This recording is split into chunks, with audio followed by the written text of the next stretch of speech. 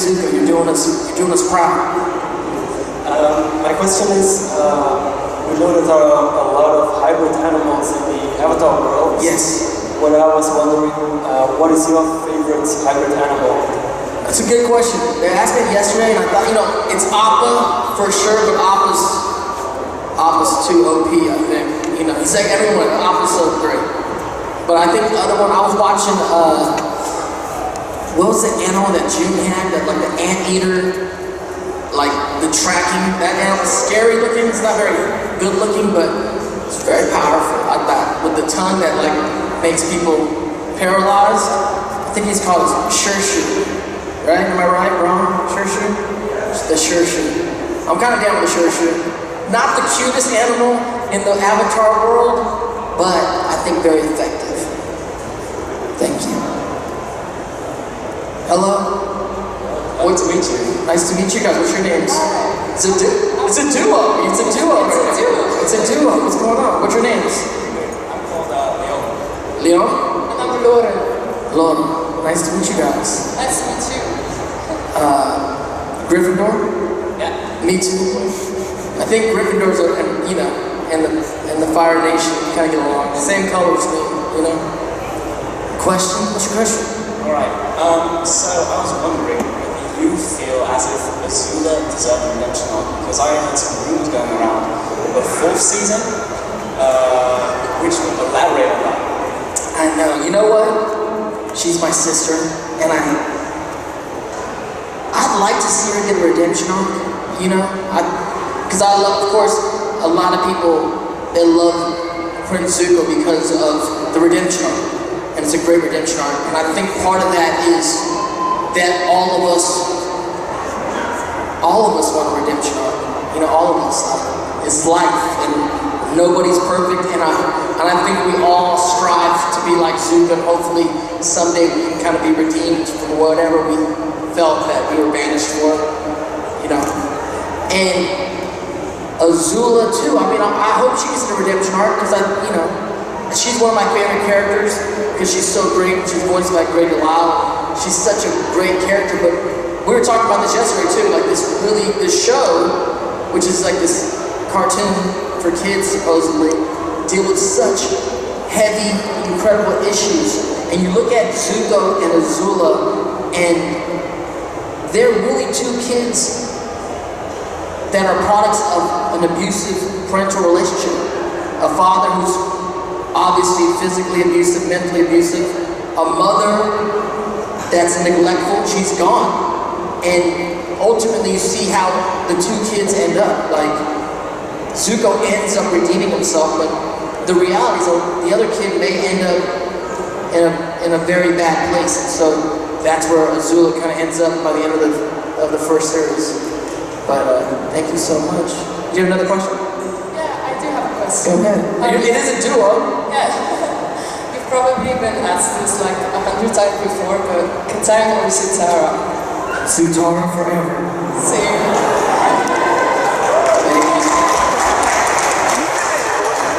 Hello, what's your name? Hi, my name is Michelle. Michelle, you look fabulous. Thank you. Who are you cosplaying? Mirko from My Hero Academia. Oh, My Hero Academia. Shout out to My Hero Academia. My Hero Academia fans. You do have someone on your show that reminds me of somebody. I can't put my finger on it. Tokadora. It's like, I don't know. There's something about the scar and fire. I don't know, something. Yeah. A parental that's really abusive. Really weird how it goes. I don't know. Let's not talk about it. Tokadora. Shout out to Tokadora. Great guy. So my question was actually, well, first, I think it's really nice to see how much everyone here loves you and loves you with the voice of Zuko, because here in Europe we don't actually get the English version of the television. I'm also surprised here in Europe. Most of us fall in love with you and the character in the series and the other voice actors at a later age, actually. But I did see Hook in English originally. Wow. And, well, most of us have, because it doesn't get translated. But I actually had a question about that, because you worked with the late Robert Williams. and I would love to hear your experiences with him and maybe a nice anecdote to remember him by and just how it was to work with such a great legend. Yeah, I mean, he's literally a legend and he's just a very amazing and magical person. And I would always say he's like, I mean, he is the genie from Aladdin, but he is the genie from Aladdin. Like, when you're with him, he's like this very magical, just energy, and it's so funny and so witty, and literally magical things can happen when he's around. And so, whatever your vision of Robin Williams is like that, he delivers that when you're with him. He's fast, he's funny, all this kind of stuff. But then also, I was able to really kind of sit down and have quiet talks with him about poetry, because Dead Poets Society is one of my favorite movies of all time. And so we talked a lot about poetry. And then he has this really other amazing thing he did for me one time. I'm like a 15-year-old kid and I'm on the set, right? And I'm watching, I'm just looking at everybody, and you see all these big stars, Steven Spielberg, Dustin Hoffman, Julia Roberts. When you're in Hollywood, sometimes it feels like there's this big party going on, and like you just want to be in the party. And I booked the job. I'm on the set, so I'm like, I'm there, but there's still, it feels like, yeah. And then Robin Williams comes up to me one day, and I'm kind of like looking at everybody. He's like, Dante, like, where are you from? Where are you from? I'm like, I'm from San Francisco, just like you. He's like, oh yeah, because he's like a famous San Franciscoite, right? But he goes, no, where's your family from? Oh, well, I'm Filipino. And he goes, yeah, I thought you were Filipino. He goes, my wife, his wife at the time, Marcia, she goes, she's half Filipino. I go, oh, really? He goes, yeah, he goes, you totally remind me of that side of the family, like my father-in-law. We start talking about my culture, and he had this way of kind of just putting his arm around me and like let me know as like a young kid, like, hey man, like, you're invited to the party, like, you're not outside the party, like, come in, this is for you. And he didn't have to do that. He was just that kind of guy, So, rest in peace, Robin Williams.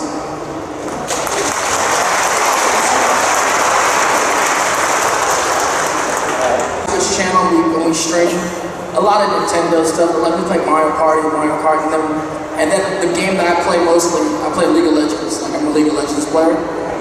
So I'm more of a mobile player. And I played Monster Hunters because I was doing the show, the movie. The thing about open world games, I suck at open world. I don't know what I'm doing most of the time, and I get confused. I can't survive. I can't find all the weapons. I can't find the food. I need a time clock of what I'm doing. Like a mobile game, like I like to play a game and then start getting in. I can't just walk around the world for hours. I did it with Zelda. And I was live streaming Zelda, and I was like, hey, everybody had to help me because I was freezing in the cold area, I had to cook food. I was like, what do I do? I have to do this in the real world. Why do I gotta do this right now? But Monster Hunter is really a fun game. I don't really know all the monsters that well, and I was not good at it, I'll tell you that. But I still have a lot of time to get through that game. Don't worry, nobody's good at Monster Hunter. Exactly, but that game's crazy. Thank you. Thank you so much. How you doing? What's your name? My name's Bron. Bron, yeah, Bron. Your voice is sort of voice. I know. What were you doing last night, Bron? I was working. Okay. I'm a head chef. So I scream a lot all the time. Oh my God. You gotta use your diaphragm. I'm a voice actor, so I gotta tell you, you have to use your diaphragm. Attention is it. So we both into real life acting and voice acting. So my question is, which one do you prefer? What's the major difference between the two for you? Okay. So, I don't want you talking anymore because you're hurting everybody. But if you guys didn't understand Brahmi still, I've done voice acting and I've done on-screen acting. And what do I prefer? And what is the difference? Major difference. Major difference. So obviously the major difference between acting on screen and voice acting is, there's a camera or no camera. Like, either you're doing the performance and the camera's recording the performance, or you're doing the performance and just the microphone recording the performance. But I came from on screen, so I'm actually doing the same performance, whether there's a camera in the room or not. It's just a microphone or or a camera like capturing the performance. And there are technique differences in how you're doing it. Obviously, you can't move, you're not, it's a different thing like that, but there's no difference in preparation for what you're doing. Like, the character and how you're thinking about the character and reading the scripts and what you're putting into it and what you're feeling is the exact same thing. For people that want to be voice actors, I always tell them, go to acting school and just become a good actor. Become a really good actor, and you're going to be able to do that on any medium of acting, And so, I don't know, it's not a preference preferring one over the other.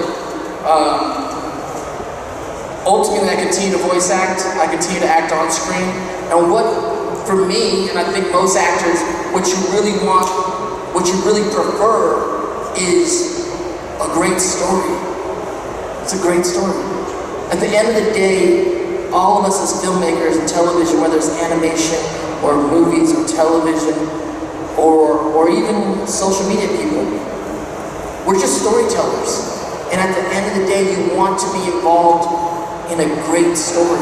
And we know the great stories. Avatar, Star Wars, Harry Potter, these are great stories that you want to be a part of something, just a great story. Any part of it is great, Thank you. Thank you. I just want to let you know, in real life, I sound just like you. You what? Most of my friends say so. Oh, in real life you sound like me? A bit. Oh, wow. That's why I want to meet so bad. That's why today, you can't sound like me today. That's why they took your voice. You gotta take on the original. That's great. Cheers. Hello. Hello. What's your name? I'm Blaine. What's up, Blaine? So my favorite movie of all time is But I'm a Cheerleader. I was wondering if you had any stories or memories from that. Yeah, no, I love But I'm a Cheerleader. Actually, yesterday someone brought the film up too. It's really a wonderful, wonderful film. If you guys haven't seen But I'm a Cheerleader, you should check it out. It's an OG, like, LGBTQ film. I played, all of us, this generation, we were like young, kind of like young Hollywood at that time, where we were these kids that go to a camp when we're teenagers, and we're gay teenagers, but we're going to camp to be ungay, to get ungay. We go to camp to become straight. But it's a comedy, so like, one of our camp, like, to frame it, one of our camp counselors is RuPaul. Like, yeah, like drag queen RuPaul, but he's a guy, he's dressed as a guy, he's one of our camp counselors teaching us how to be straight. It's a hilarious film. But I love that movie, I love being a part of that film. I spoke about it yesterday. I'm very proud to be an ally to the LGBTQ community, and I got to this day, I get so many, my inbox is filled up with young teens just thanking me for being a part of their process of coming out to their parents, and that film being a major part through comedy to have these conversations with their parents. So I'm very proud to be a part of that. As far as a fun story or anecdote from the movie, it's the first time I played gay, and it was the first time I kissed a guy in that movie. That was crazy. There was So I had to kiss this guy. His name's Kid Pardue. I play this character named Dolph, and I'm a wrestler, and then Kid became the guy who was like my boyfriend in the show, the movie. And we're both straight, and so everyone's like they're gonna kiss. And then we really didn't know what to do. We're like, we both never kissed a guy, and the director was like, maybe we should save this for like, when we're like shooting and like really get on camera, like your first time kissing a guy. We're like, that sounds like a good idea. So how do we rehearse it? And we were young, crazy actors, and we were like hanging out, and one of the other actors or actresses was like, I'll help you guys rehearse. And we're like, how are we gonna rehearse the scene? And so we kind of just, I remember I was like, well, why don't you kiss Kip, and then I'll just study. I'll watch.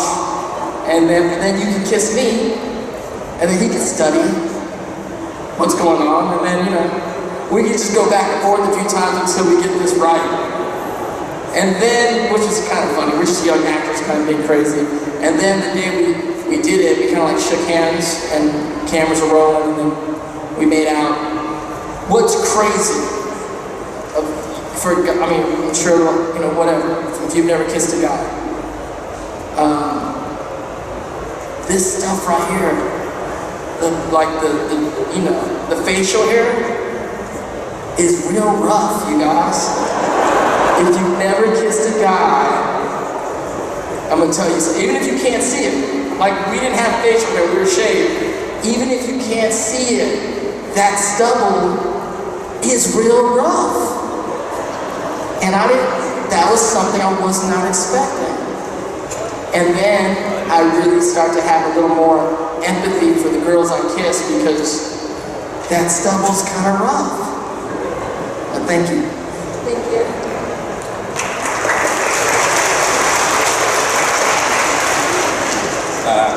Hello, Brent. Hello, what's your name? Brent. Hey, Brent. So what I was wondering, Zuko's redemption arc is one of my favorite redemption arcs out there. And what I was wondering is how much beforehand was planned out and how much was kind of improvised in the season? Yeah, nothing was improvised on my part, and I don't know what was exactly planned out. I was not expecting any redemption from this character at all, for sure. Not at least until maybe book 2. I mean, when he started learning the elements from other people, I started thinking, oh, Zuko's gotta teach this guy. But we're not supposed to know. Like, I wasn't, as an actor, I was kind of sucked into the scene of what was going on. I wasn't really thinking in the future. And I think the audience too is really beautiful. Like, I just watched the Blue Spirit episode, and I love that scene at the end of the Blue Spirit after Aang realizes, like, yo, like, Zuko's the one who saved me from General Zhao. And he was telling Zuko, like, hey, I had a friend from Fire Nation back in the day. You think we would have been friends? But then Zuko, like, throws a fireball in the back of his head, which I loved. I was like, no, how about fireball guy? But I didn't know where his redemption was going. And again, throughout it, it wasn't like he just decided he was going to be a good guy and just going to go. No, he screws up so many more times. Like, they're at the beach, and I'm watching it again, and I'm like, like, Zuko, like, don't trust your sister, dude. Like, what are you doing? I know her friends are cute. And that's cool.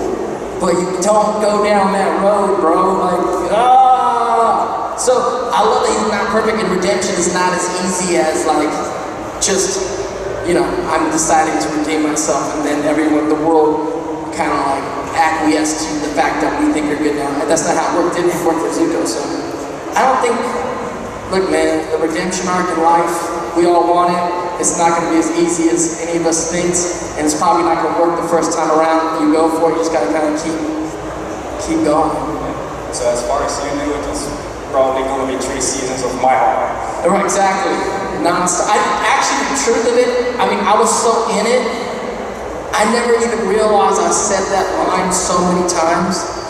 When I first started doing Comic-Cons, like, I didn't grow up in the whole Comic-Con world, and like, I got invited to some cons, and I went out there, and then I'm sitting at the table, and people come to the table, and like, can you sign this? I'm like, yeah, like, can you write honor on it? And I'm like, what?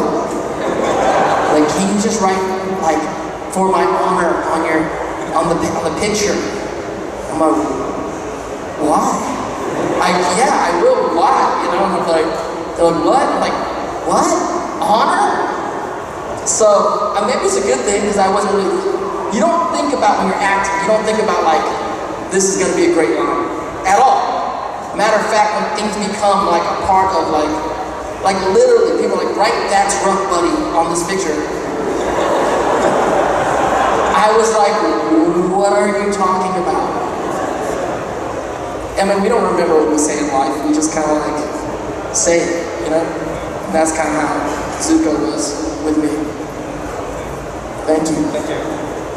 Hello? Hello. How you doing? What's your name? I'm Cloud. Yes, What? Cloud, like in the sky. Your name is Clouds? Yeah. That's so cool. Thank you. What's up, Clouds? I also have a question about Zuko. Yes. What's your favorite line or favorite scene that you voiced, that you said while being Zuko? I don't know, it was like a bunch of years we did that. I told the story yesterday about, I really loved when I met Mark Hamill, when he played my father, and we did this whole crazy thing. But also, I don't know, there's so many different crazy times when I think about the show. It's really the relationships between the characters. I love all the scenes I did with Azula because I love Grey Delisle as a voice actress, and she's so crazy, and the character is so crazy.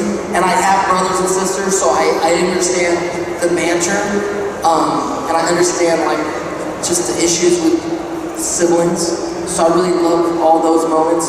But then I also love and cherish all the scenes I did with Uncle Iroh.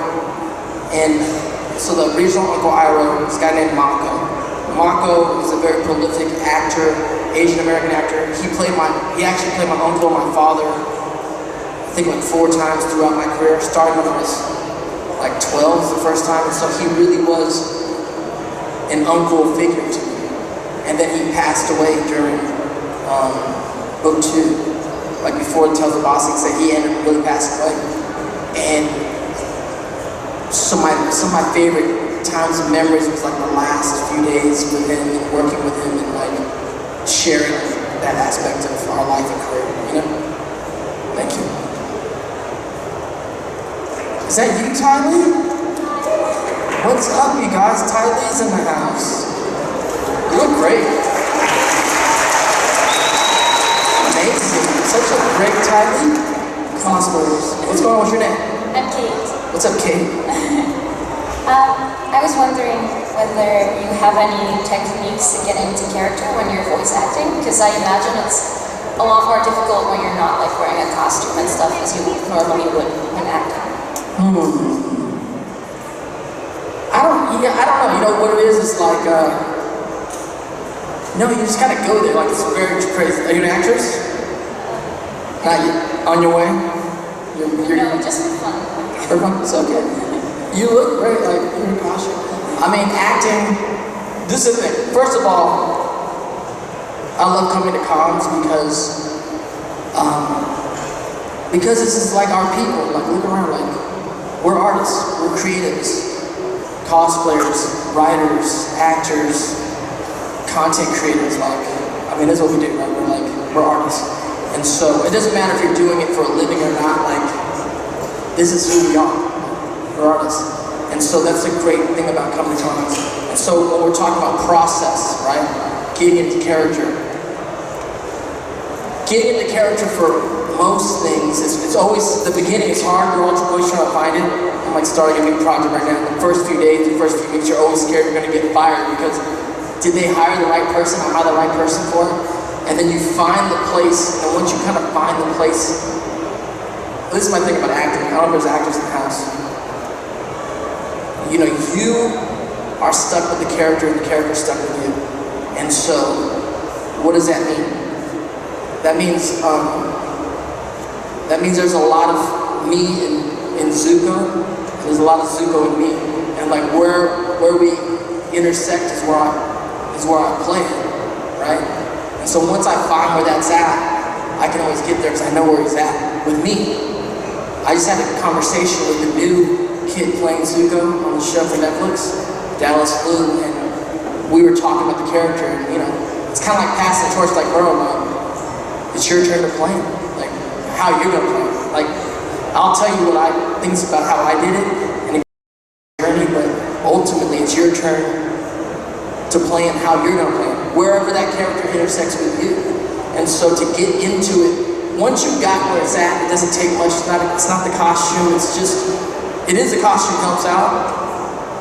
The scene helps out. Who you're acting with helps out. But we all kind of get back to that right place. And then it's kind of like playing music. When you're like in the right key, you just go back to the right key, and then we're with the other musicians and we play the song together, and it feels good. It's hard to explain. one, but I mean, you know, it's somewhere in there. Thank you so much, kid. Let's all. Aang's here too. What's going on, Aang?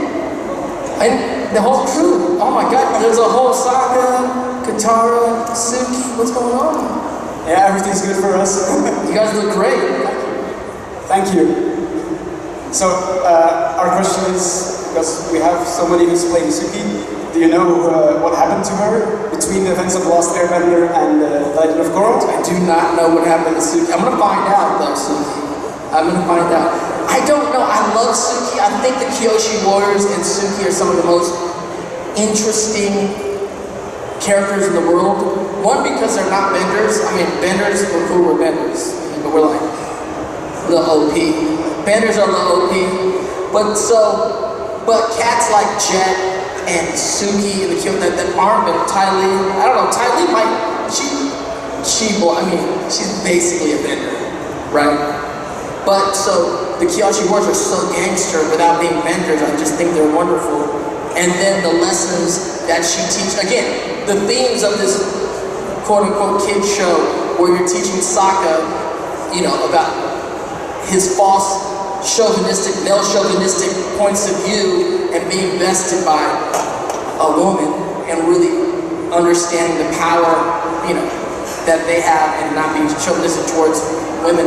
It's such a great lesson, especially for kids to learn at a very young age. But I do not know what happened to Suki. I do know she looks amazing in the Kyoshi Warrior makeup, but I also know when Suki took that makeup off, damn, I was like, damn, Suki, she's cute, and Sokka gets all the girls. Sokka gets all the girls. The Water Tribe has game, and Zuko is not really good at his game. It's very awkward. It's very awkward. You guys have more questions? You guys look great. You guys look like you're about to go save the world or something. Well, we're trying to. Thank you for your... Hold on a second. The Fire Nation's in the house too. What's up, Ozan? I have a question for you. What do you want? Was I a good father to you? You were horrible! But you look amazing. Thank you. Thank you so much. What's going on? Yo, what's up? What's your name? Marius. Marius? Cool name. But my friends call me Mario. Mario. First of all, I'm going to be honest with you. I'm not kind of anime guy, but the way you talk, yes, I can see your passion. And that makes me watch the show. Really? Yeah. That's cool. But I have a question for you. Rock with it. Did you always get along with the cast? With the cast? Yeah, but I have to add something. Yes. Notice me, senpai. Hello. Did I always get along with the cast? Yeah, I mean, the cast. Yeah, man, like this is the thing, mostly when you're working, most of the time, when I say all the time, most of the time, most actors, we're having a great time when we're working because guess what? It's hard to get jobs. The job as an actor is not always the job. Like, there is a thing about the job, there's a lot of actors out there, everyone's very cool and they've done some great work, and when you're working, those are good times. Like, on the set, shooting stuff, being able to actually do the things that people go to Hollywood from Belgium, from all parts of the world, because they want to act and make movies and television. So when you actually get the chance to do that, you're fulfilling your dream. The actual job of an actor is not working, it's how to find work.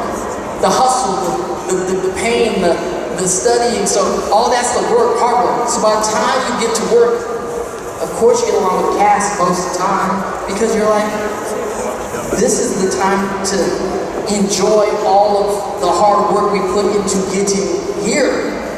And you know, you may have riffs with people every now and then, but with the Avatar cast, it's like family. Like May Whitney, Jack DeSena, Michaela Murphy, Olivia, like they're like my homies. Like we, to this day, will go get drinks, hang out, have dinner, just like It's like family, Avatar family.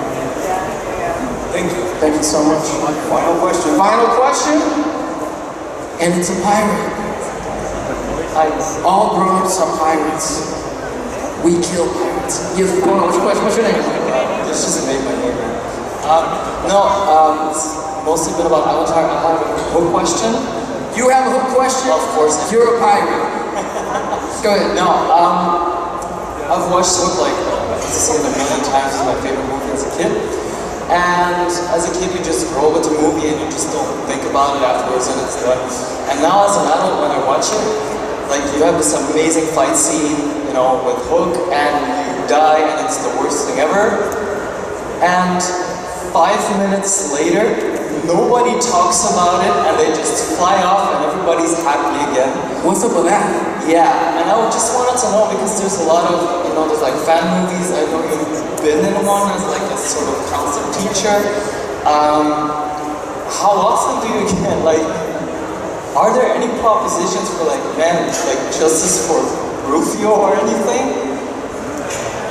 Yeah, that's weird. This is I'm with you 100%.